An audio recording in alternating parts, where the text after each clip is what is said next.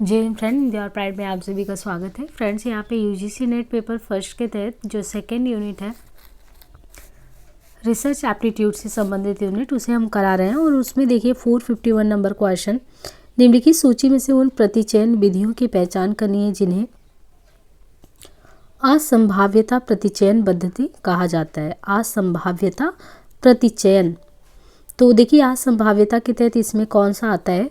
सामान्य यादृच्छिक प्रतिचयन, विवात्मक प्रतिचयन, स्नोबॉल प्रतिचयन, गुच्छ प्रतिचयन यानी क्लस्टर सैम्पलिंग, कोटा सैम्पलिंग और स्टेरिफाइड जो प्रतिचयन है, इनमें से हमें देखना है। तो D option is the right answer. 2, 3 and इसमें है 5, यानी जो असंभाव्यता प्रतिचयन है, असंभाव्यता में एक तो विमात्मक प्रतिचयन आता है, दूसरा स्नोबॉल है, तीसरा कोटा प्रतिचयन। ये जितने भी दिए हैं सब सैम्पलिंग के नाम है, सामान्य, विमात्मक, स्नोबॉल, गुच्छ, कोटा, स्वीकृत। लेकिन इनमें से जो असंभाव्यता के तहत आएगा वो विमात्मक है, स्नोबॉल है और कोटा है। असंभाव्यता प्रतिचयन पद्धति को और किस नाम से जानते हैं? तो इसे असंभाव्यता प्रतिचयन पद्धति को गैर प्रायिकता प्रतिचयन या गैर यादृच्छिक प्रतिचयन भी कहते हैं। इस पद्धति के अंतर्गत प्रत्येक समाप्त इकाई के लिए चयन की प्रायिकता पहले से पता नहीं होती, इसलिए पूरी तरह सुनिश्चित नहीं हो सकते कि प्रतिदर्श समाप्ति का प्रतिनिधि होगा।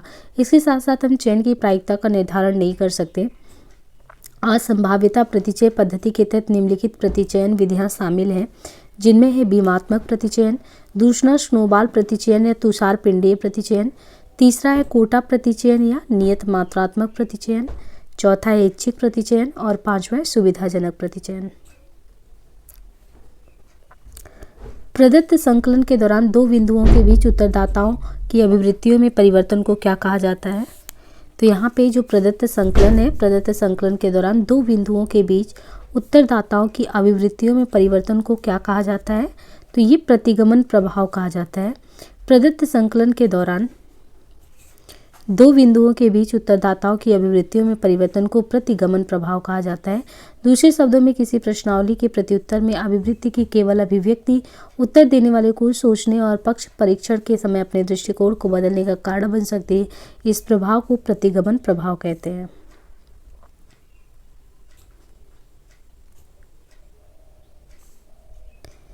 फिश बाउल ड्रॉ किसकी एक विधि है? फिश बाउल ड्रॉ ये किसकी एक विधि है? तो ये है यादृच्छिक प्रतिचयन, यादृच्छिक प्रतिदर्श चयन की। फिश बॉल ड्रॉ यादृच्छिक प्रतिदर्श चयन की एक विधि है। फिश बॉल ड्रॉ में जो संख्या के प्रत्येक सदस्य का नाम या प्रत्येक सदस्य को आवंटित संख्या को समान कागज के टुकड़े पर लिख दिया जाता है और फिर उसे समान ढंग से मोड़कर एक बॉक्स में डाल दिया जाता है।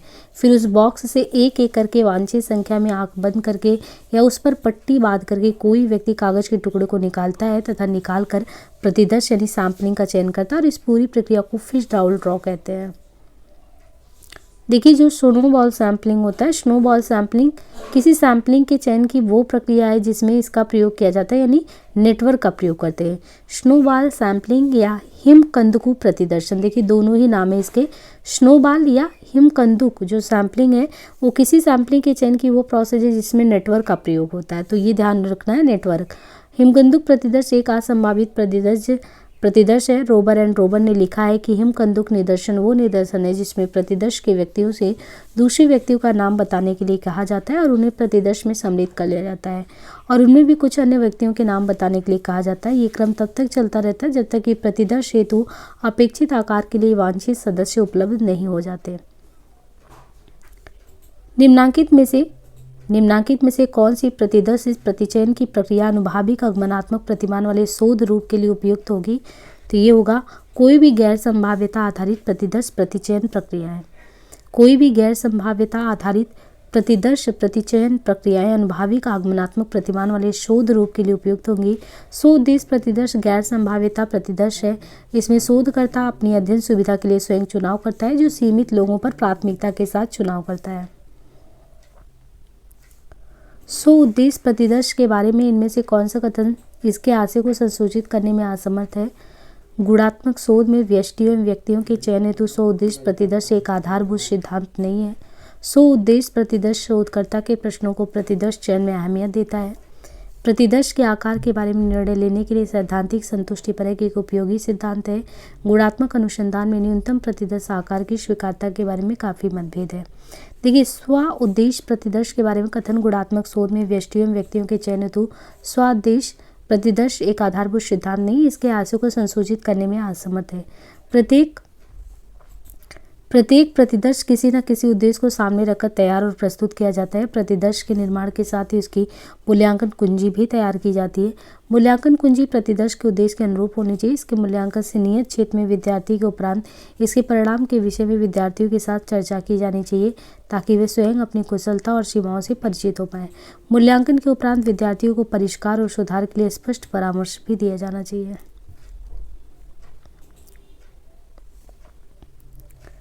शोध में प्रयुक्त निम्नलिखित में से कौन सी प्रतिदर्श विधि में प्रतिदर्श के एकक समान और स्वतंत्र प्रकृति के होते हैं? इसमें तो ये है गुच्छ प्रतिदर्श प्रतिचयन। शोध में प्रयुक्त गुच्छ प्रतिदर्श प्रतिचयन विधि में प्रतिदर्श के एकक समान और स्वतंत्र प्रकृति के होते हैं। क्षेत्र प्रतिदर्श या जिसे गुच्छ प्रतिदर्शन भी कहा जाता है, एक ऐसी संभाविता प्रतिदर्शन है जिसका उद्भव कृषि शोधों में हुआ था, परंतु व्यवहारपरक विज्ञानों में काफ़ी लोकप्रिय हो गया है। इसका प्रयोग सर्वे शोध में अधिक किया जाता है, जहाँ जनसंख्या तो बड़ा होता ही है, साथ ही कभी काफ़ी बड़े क्षेत्र में बिखरे हुए भी होते हैं।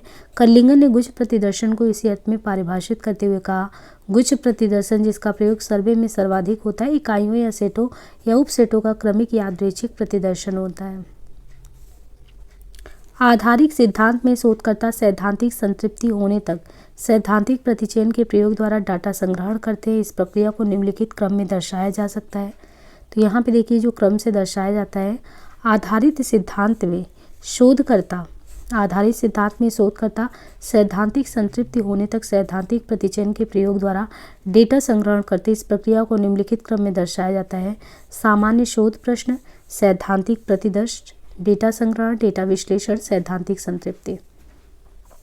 शोध में निम्नलिखित में से कौन सी प्रतिदर्श तकनीक में इकाइयों को निकालने में यादृच्छिकरण और समान संभाव्यता होती है? इसमें से देखिए, कोटा सैम्पलिंग, अनुपातिक प्रतिदर्श चयन, या स्नोबॉल सैम्पलिंग, या स्टडीफाइड सैम्पलिंग, स्तरित प्रतिदर्श चयन, या डायमेंशनल सैम्पलिंग, विमात्मक प्रतिदर्श, या क्लस्टर सैम्पलिंग, गुच्छ प्रतिदर्श चयन। तो इसमें से कौन सा होगा सही?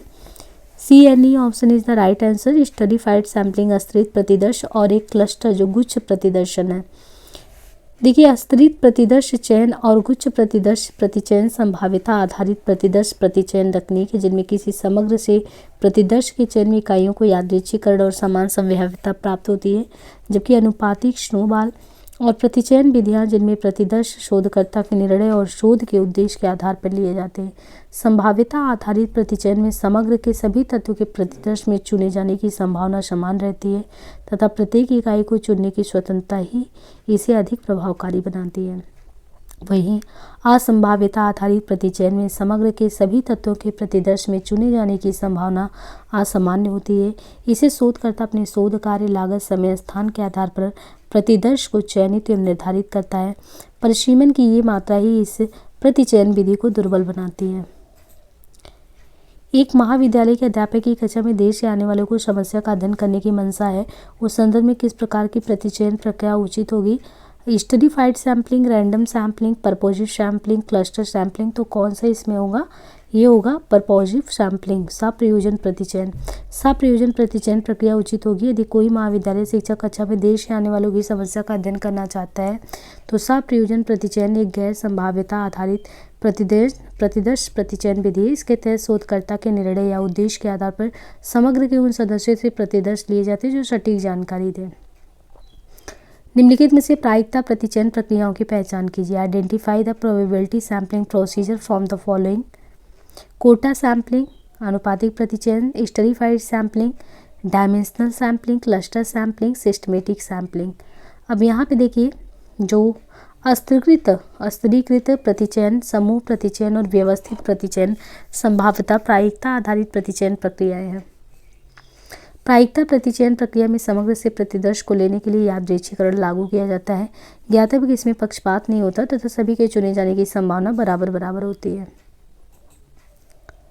शोध की समष्टि को प्रकृति विजातीय होने की दशा में निम्नलिखित में से कौन प्रतिचयन विधि प्रतिदर्श इकाइयों का सर्वोत्तम प्रतिनिधित्व करती है?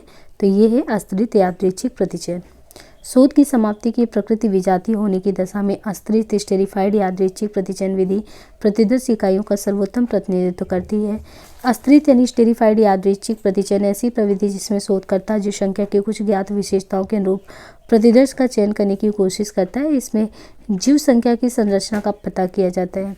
अस्थिर यादृच्छिक प्रतिचयन मुख्यतः दो प्रकार का होता है, एक समान अनुपात में, एक समानुपाती।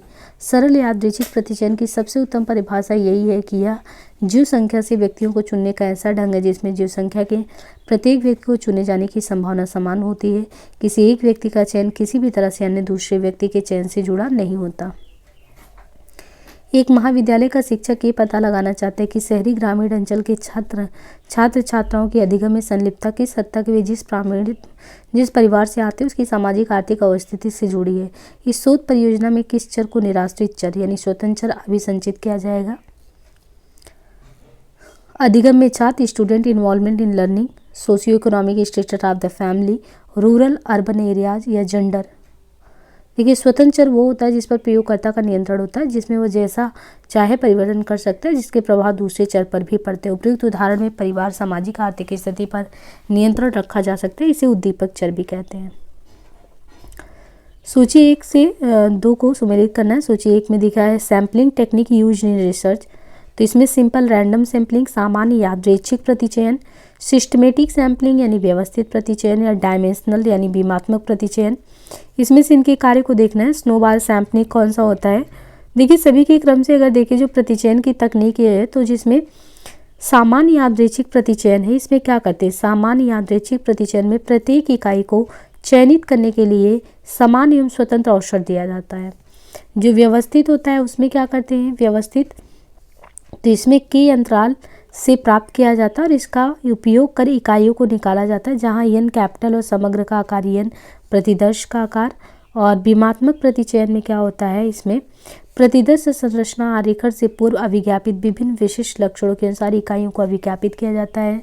स्नोबॉल प्रतिबाल में क्या होता है, प्रथम सदस्य इकाई दूसरी इकाई को अभिज्ञापित करने के लिए प्रयोग की जाती है या अनवरत चलता रहता है स्नोबॉल में। निम्नलिखित में से गैर संभाव्यता आधारित प्रतिदर्श प्रतिचयन प्रविधियों की पहचान करें। Systematic sampling, quota sampling, stratified sampling, purposive sampling, snowball sampling. तो इसमें देखिए क्रमशः अनुपातिक सौउद्देश्य और स्नोबॉल प्रतिदर्श प्रतिचयन गैर संभाव्यता आधारित प्रतिदर्श प्रतिचयन प्रविधियां हैं। गैर संभाव्यता आधारित प्रतिचयन में समग्र के सभी तथ्यों के चयन की संभावना एक समान नहीं होती। इसके तहत शोधार्थी अपनी सुविधा, शोध की आवश्यकता, समय तथा व्यय आदि पहलुओं पर विचार करके प्रतिदर्श को चयन करता है। निम्नलिखित में से असंभाव्यता पर आधारित प्रतिदर्श प्रक्रियाओं की पहचान कीजिए। Simple random sampling, quota sampling, cluster sampling, snowball sampling, dimensional sampling. तो इनमें से असंभाव्यता पर आधारित प्रतिदर्श प्रक्रिया कौन सी है। देखिए, आनुपातिक प्रतिचयन, स्नोबॉल प्रतिचयन और तथा बीमात्मक प्रतिचयन। एक जो है रेशियो में जो है अनुपातिक प्रतिचयन, स्नोबॉल प्रतिचयन और बीमात्मक प्रतिचयन। अनुपातिक, स्नोबॉल, बीमात्मक प्रतिचयन असंभाव्यता पर आधारित प्रतिदर्श प्रतिचयन प्रक्रिया है। इस प्रकार की प्रतिचयन प्रक्रिया में समग्र के सभी तथ्यों के प्रतिदर्शन में चुने जाने की संभावना एक समान नहीं होती। एक महाविद्यालय के प्राचार्य जनजातीय विद्यार्थियों द्वारा सामना की जा रही समस्याओं को निर्जातिक जांच कार्रवाई की प्रतिचयन की कौन सी विधि सर्वाधिक उपयुक्त होगी। यादृच्छिक प्रतिचयन, रैंडम सैम्पलिंग, स्टरीफाइड, क्लस्टर, सिस्टमेटिक। तो इसमें देखिए क्लस्टर सैम्पलिंग होगा। यदि एक महाविद्यालय के प्राचार्य द्वारा जनजातीय विद्यार्थियों द्वारा सामना की जा रही समस्याओं को निर्जातीय जांच करवाई गई तो उसके लिए गुच्छ प्रतिचयन विधि सर्वाधिक उपयुक्त होगी।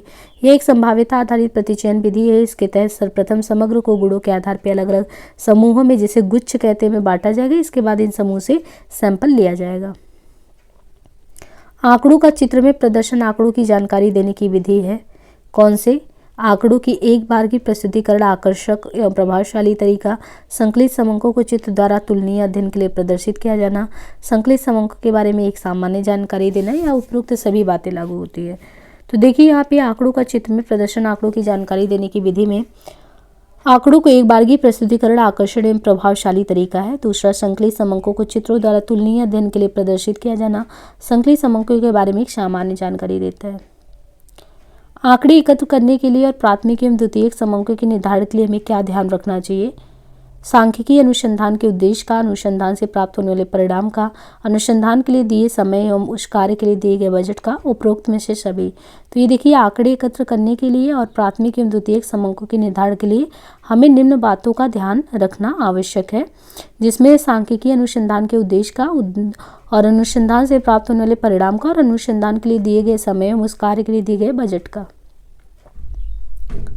आंकड़ों का सारणीयन आवश्यक है क्योंकि tabulation of collected data is essential because समंकों के संकलन के पश्चात उन्हें क्रमबद्ध एवं सुव्यवस्थित उद्देश्य के आधार पर प्रदर्शित किया जाना, विस्तृत सूचना का उद्देश्य के अनुसार संक्षिप्त एवं सरल ढंग से प्रदर्शित किया जाना, सारणी के आधार पर तुलनीय अध्ययन किया जा सकना, या उपरोक्त सभी बातों का ध्यान। तो यहाँ पे देखिए, उपरोक्त सभी बातों का ध्यान। आंकड़ों का सारणीयन आवश्यक है क्योंकि समंकों के संकलन के बाद उन्हें क्रमबद्ध एवं सुव्यवस्थित उद्देश्य के आधार पर प्रदर्शित किया जा सके, विस्तृत सूचना को उद्देश्य के अनुसार संक्षिप्त एवं सरल ढंग से प्रदर्शित किया जाना, सारणी के आधार पर तुलनीय अध्ययन किया जा सकना। निम्नलिखित में से कौन असंभाव्यता प्रतिचयन कहलाता है? तो यहाँ पे बहुत सारे क्वेश्चन इसी तरीके से सब सैम्पलिंग से आए हैं। अब इसमें देखिए, जो कोटा प्रतिचयन है, ये कोटा यानी नॉन प्रोबेबिलिटी जो सैम्पलिंग है, इसमें जो है कौन से आते हैं? तो कोटा प्रतिचयन, असंभाव्य पर प्रतिचयन, नॉन प्रोबेबिलिटी में कौन से आते हैं? उद्देश्यपूर्ण प्रपोर्शिव सैम्पलिंग कोटा भी आता है, एक्सीडेंटल सैम्पलिंग आता है, कन्विंसिंग सैम्पलिंग आता है और सेल्फ सेलेक्टेड सैम्पलिंग आता है। निम्नलिखित में से कौन सा सिद्धांत नमूने पर लागू नहीं होता? Which one of the following principle is not applicable to sampling? नमूना इकाइयों को स्पष्ट रूप से परिभाषित किया जाना चाहिए। दूसरा, नमूना इकाइयों को एक दूसरे पर निर्भर होना चाहिए। तीसरा, पूरे अध्ययन में नमूना की समान इकाइयों का उपयोग होना चाहिए। चौथा, नमूना इकाइयों को व्यवस्थित और वस्तुनिष्ठ तरीके से चुना जाना चाहिए। तो ये जो सेकंड होगा, नमूना इकाइयों का एक दूसरे पर निर्भर होना चाहिए, यह सिद्धांत नमूने यानी सैम्पलिंग पर लागू नहीं होता, बल्कि नमूने पर लागू होने वाले सिद्धांत इस प्रकार हैं। नमूना इकाइयों को स्पष्ट रूप से परिभाषित करें, पूरे अध्ययन में नमूना की समान इकाइयों का उपयोग करें, नमूना इकाइयों को व्यवस्थित और वस्तुनिष्ठ तरीके से चुना जाना चाहिए। शोधकर्ता एक आबादी को स्नातकोत्तर, स्नातक और 10+2 छात्रों में बांटता है और यादृच्छिक अंकों की तालिका का उपयोग करके उनमें से कुछ को चुनता है। इसे तकनीक तौर पे क्या कहते हैं? तो इसे तकनीकी तौर पे क्या कहते हैं? अस्त्रीकृत यादृच्छिक नमूना। अस्त्रीकृत यादृच्छिक नमूनाकरण या नमूनाकरण की एक ऐसी विधि है जिसमें डेटा का मूल्यांकन करने के लिए जनसंख्या या डेटा को छोटे उपसमूह के रूप में बांटा जाता है, जिसे अस्त्री या दैच्छिक कहते हैं। अस्त्रीकृत नमूना जनसंख्या से नमूना लेने की एक विधि है। और प्रतिनिधि नमूना एक समूह है जो पूरी तरह से अपनी आबादी से मेल खाता है। एक शोधकर्ता अपनी आबादी को कुछ समूहों में विभाजित करता है, प्रत्येक समूह के प्रत्येक नमूने के आकार को निर्धारित करता है। ये क्या कहलाता है? एक क्लस्टर नमूना कहलाता है। कोटा नमूना एक गैर संभाव्य नमूना का प्रकार है जिसमें शोधकर्ता कुछ निश्चित मानक के अनुसार लोगों का चयन करता है। और जो अस्त्रीकृत नमूना है, यदि कोई अनुसंधान समस्या विजातीय जनसंख्या से जुड़ा है तो इसके लिए सबसे उपयुक्त यही विधि होगा। देखिए, randomization is a device which help to eliminate. यादृच्छिकरण एक उपाय है जो समाप्त करता है किस चीज़ को? मानवीय पक्षपात को, ह्यूमन बायसनेस को। यादृच्छिकरण एक उपाय है जो मानवीय पक्षपात समाप्त करता है, अर्थात यादृच्छिकरण के द्वारा शोधकर्ता प्रतिदर्श के चयन में या शोध प्रक्रिया दौरान पूर्वाग्रह की त्रुटि से बचता है। यादृच्छिकरण में विषयनिष्ठ से वस्तुनिष्ठ की ओर जाते हैं। प्रयोगात्मक या नियंत्रण समूह के रूप में एक समूह का चयन करना यादृच्छिक कहलाता है। अनुसंधान में विशाल न्यायादर्श होने पर सर्वाधिक उपयुक्त क्या है? तो ये है सर्वेक्षण विधि। अब यहाँ पे जो यहाँ से शुरू होगा चैप्टर, वो है आपका हाइपोथेसिस वेरिएबल डिजाइन। तो हाइपोथेसिस वेरिएबल डिजाइन पे हम नेक्स्ट उसमें बात करेंगे। आज के लिए इतना ही।